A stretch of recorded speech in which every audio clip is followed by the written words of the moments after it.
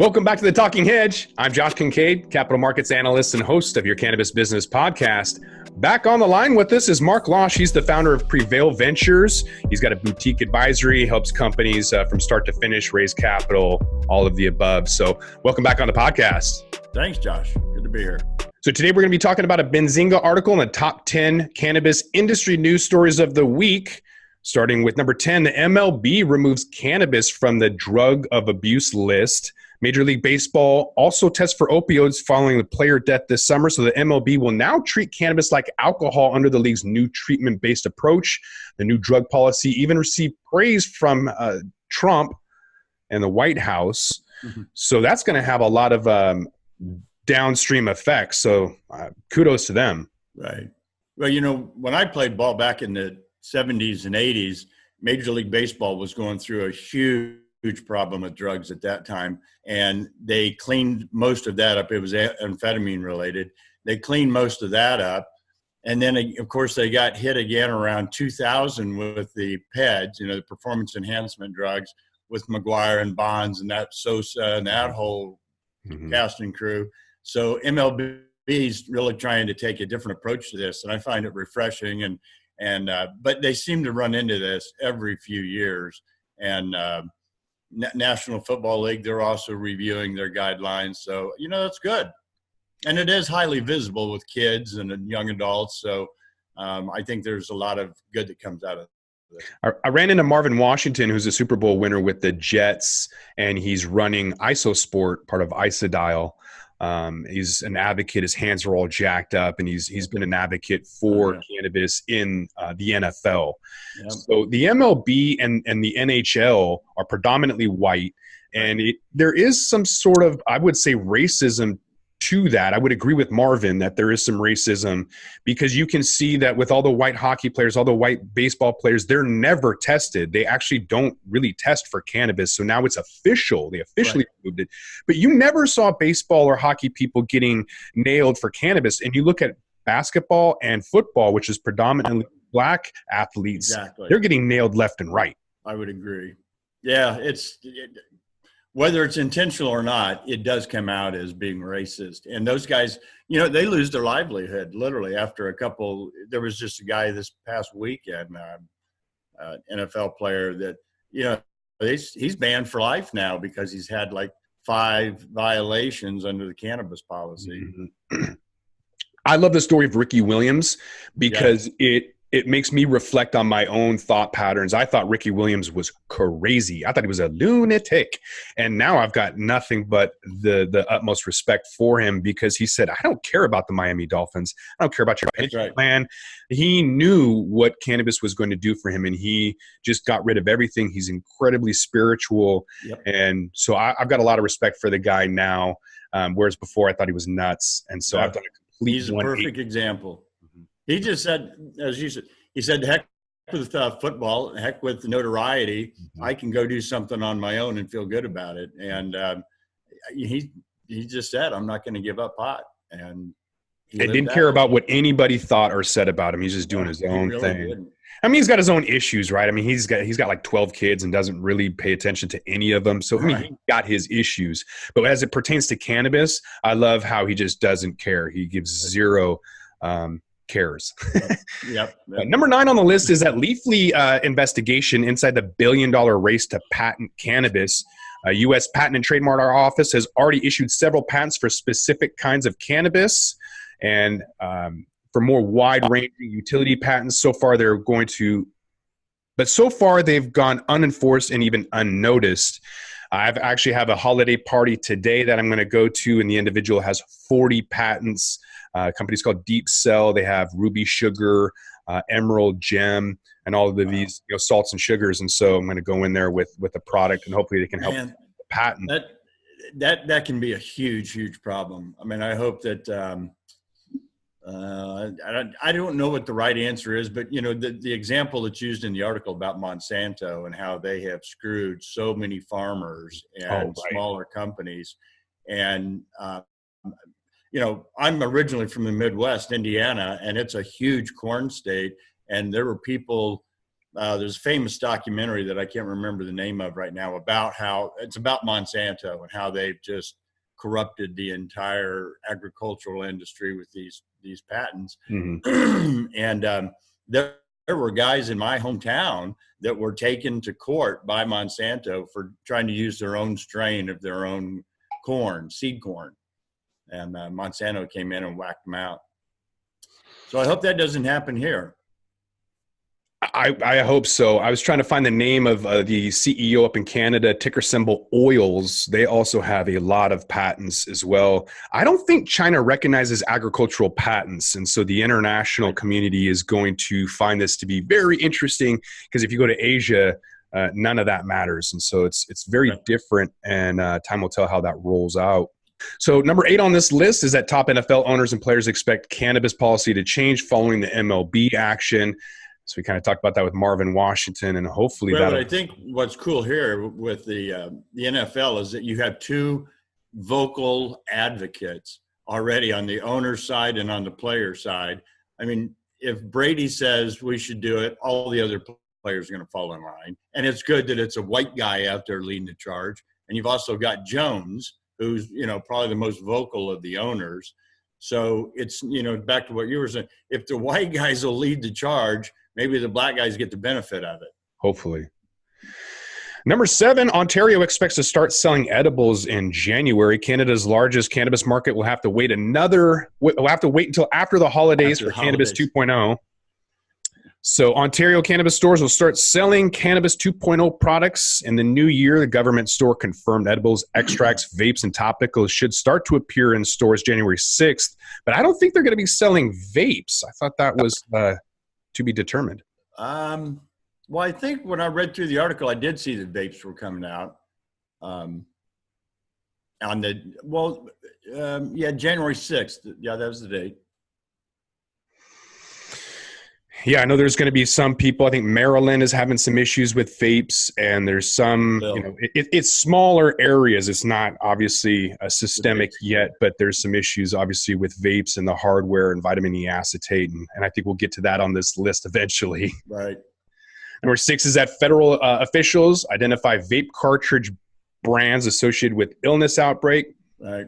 So that released a handful of names where these cartridges and patients were diagnosed with lung injuries. So that was either vitamin E acetate or your hardware had lead or heavy metal leaching from that. And so it's a 2-prong approach of having the right hardware and then having the lack of those thinners that can cause lung issues like vitamin E acetate. Right.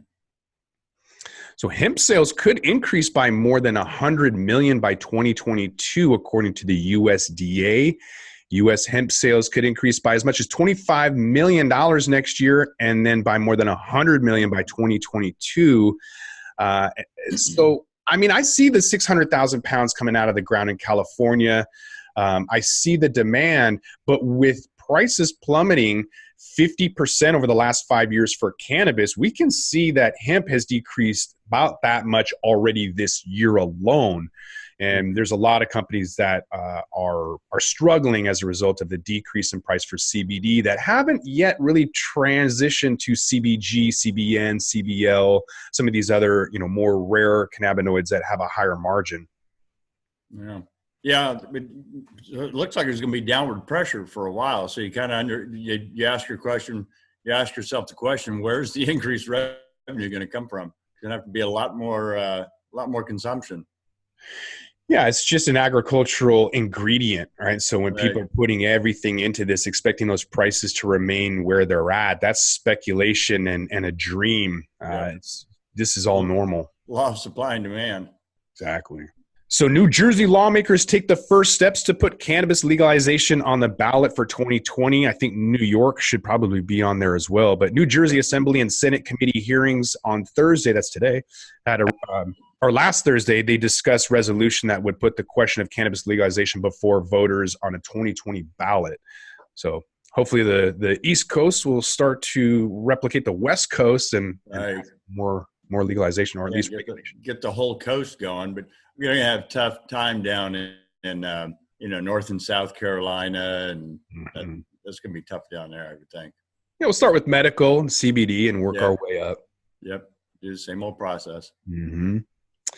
And then Wisconsin. So, they're kind of sandwiched in there. They've got Illinois and Michigan to the east, and the more conservative, like Idaho and Montana to the west. But there is some GOP support for that in Wisconsin. So for more than a decade, the Wisconsin legislature has been where cannabis reform bills would go to die. But a new bill would legalize some forms of medical marijuana introduced by a pair of Republican lawmakers instead of the usual cohorts of Democrats, which may fare differently. I mean, is this a play on money? Do they really see medical marijuana as being a benefit after 10 years of not working? Or are they like, wow, Wisconsin is actually, it's a fairly progressive. I know it has some Republican legislators at the moment, but you've got Madison there and the University of Wisconsin, which are pretty liberal-leaning institutions in town, and so I wouldn't be surprised to see Wisconsin, and you've got Illinois to the south, which has a big influence on it as well. Yeah, I mean, who doesn't want infused cheese, right? So recreational cannabis sales in Michigan exceeded 1.6 million in the first 8 days. I'm pretty sure that has an impact on Wisconsin. There's 3 pot shops that either sold out or had limited supply of cannabis following the surge opening weeks of sales in Michigan. The first 8 days, 1.6 million of recreational cannabis was sold at the 5 retail shops around the state. Oh, that's cool. That's not bad. That's a pretty good for them. There must have been long lines. Hopefully good product, because we typically see that there's high prices and low quality, but hopefully they figured that out in Michigan. Right. Well, it sounds like a pretty controlled rollout. So Canadians drop $1 billion on legal pot, and Ontario is going to scrap the botched retail system. Which is funny that Canada only had $1 billion because Colorado exceeded that about 3 months ago. And so the whole country only got $1 billion. Right. Ontario led the provinces, selling $217 million worth of recreational cannabis in Canada's first year of legal sales. The province of Alberta and Quebec finished a close second and third place, respectively. British Columbia rolled out really, really late. There's groups up there that didn't really want to open that up. I think that there's a biker gang up there that's had a really tight control for a really long time. And for whatever reason, that they have a lot of control. Some people don't really believe Hells Angels are up there. I know otherwise. Bulldog Cafe, for example, was ran by the Hells Angels and recently closed. And so just like the Yakuza in Japan, you kind of have to look at them as just a lobbyist group almost if you want to do business in there, because they're not going away anytime soon. That's just part of the game. Yeah, that's funny. So that is the number one story, $1 billion in Canada, and yet we're seeing that in every single state like Colorado. Washington has had a ton of money. We don't really know where the tax money is going in Washington, but we're making money. Oregon's making a ton of money. California's rolling out. So I think that, there's a lot of FOMO with this tax revenue. And so I'm curious to see kind of where this legalization goes in the U.S., if it's going to take another 2-3 years. My guess is by 2024, it'll be federally legal, not because of any other reason except for that revenue generation tax money. As I dug down into that article, I noticed that, so Ontario stepped up and said, we didn't do well this year, the rollout. Our first year didn't go very well. They're scrapping that system. They're coming out with some new policies. And they're going to make it far easier for guys to open up shops, legal dispensaries. But they're also going to be releasing more licenses per month, up to like 20 more a month. So I think you're going to start to see the dispensaries really start to ramp up in Canada. Mm-hmm. Yeah, and hopefully they'll do that in Vancouver. I'm going to be going back up for the Lift Expo in a couple of weeks. Last time I went up for the International Cannabis Business Conference a couple months ago, there was a rec shop tied to my hotel, and I got super excited. I went out there, and then there was a sign on it that said, "We're closed. We don't have a license." And they're few and far between. So I'm kind of hoping that that's changed so that when I go up there in a couple of weeks, I can check some out and see what the prices and product availabilities and everything else are. So you have to come back to the Talking Hedge and find out what I come up with.